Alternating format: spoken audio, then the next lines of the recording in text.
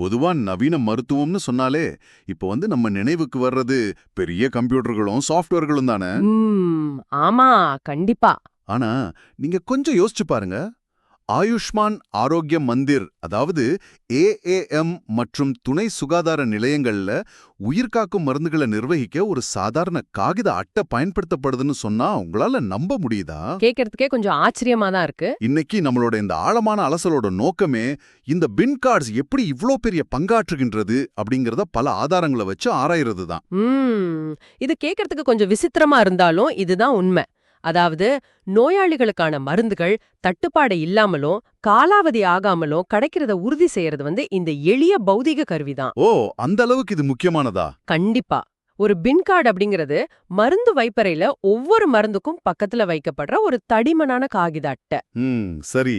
இதுல அந்த மருந்தின் பெயர், அப்புறம் பேட்ச் நம்பர், எக்ஸ்பைரி டேட் அதாவது காலாவதி தேதி, அப்புறம் உள்ளே வந்த வரவு, வழங்கப்பட்ட செலவு, மீதமுள்ள இருப்பும், இது எல்லாமே பதிவு செய்யப்படும். ஓஹோ, இதுல பதிவை மேற்கொள்ளும் நபரோட கையெழுத்தும் இருக்கும் இல்லையா?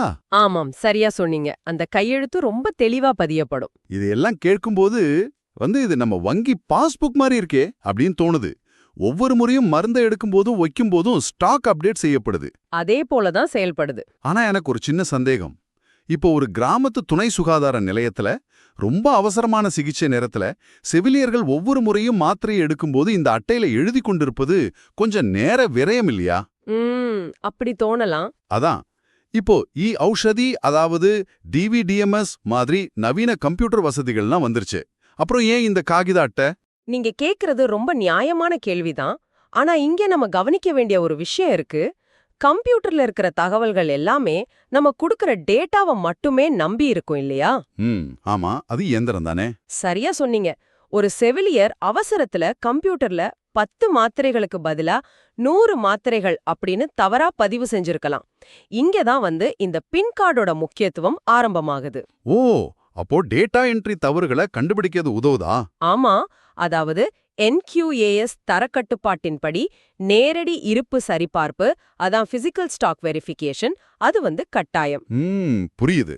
தொடர்ச்சியான தரவு பதிவு தவறுகள், அப்புறம் கவனிக்கப்படாத திருத்துகளை கண்டறிய இந்த அட்டை ஒரு ரியாலிட்டி செக் மாதிரி செயல்படுது. அப்படி என்றால் கம்ப்யூட்டர்ல இருக்கிற அளவும் அலமாரியில இருக்கிற உண்மையான அளவும் சரியா இருக்கா அப்படிங்கறத இந்த கார்டு மூலமாக தான் உறுதி செய்றாங்க. கரெக்டா? மிகச்சரி.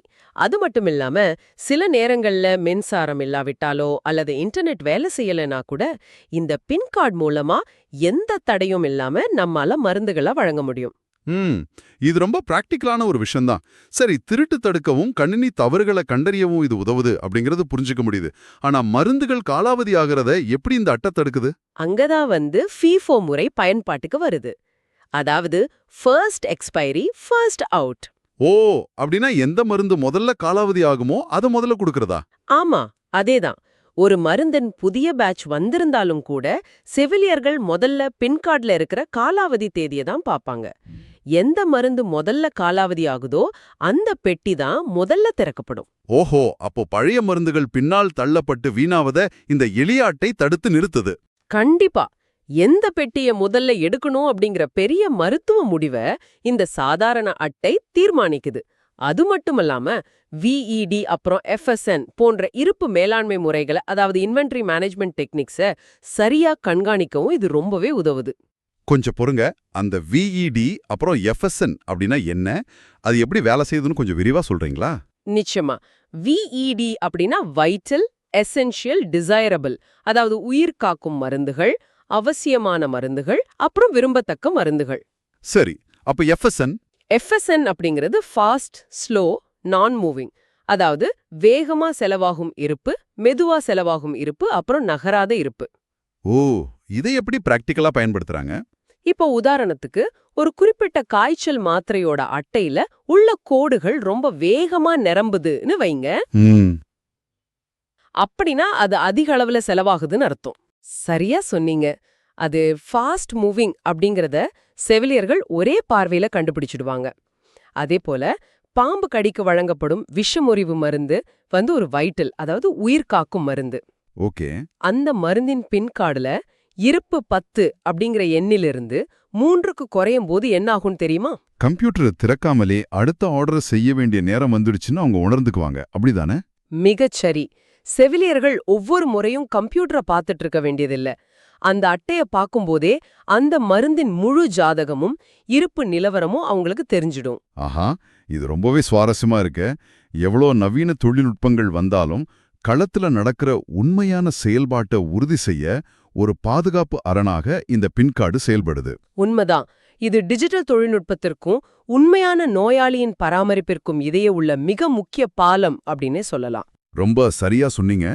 நீங்க மருத்துவமனை சென்று ஒரு மாத்திரையை பெறும்போது அந்த மாத்திரை பாதுகாப்பாகவும் காலாவதியாகாமலும் உங்கள் கைகளுக்கு வந்து சேர அலமாரியில தொங்குற இந்த சிறிய பின்கார்டு எவ்வளவு பெரிய பங்காற்றுகிறது அப்படிங்கறத எண்ணி பாருங்க.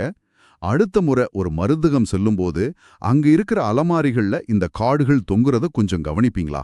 இதுதான் இன்னைக்கு உங்களுக்கான இறுதி சிந்தனை.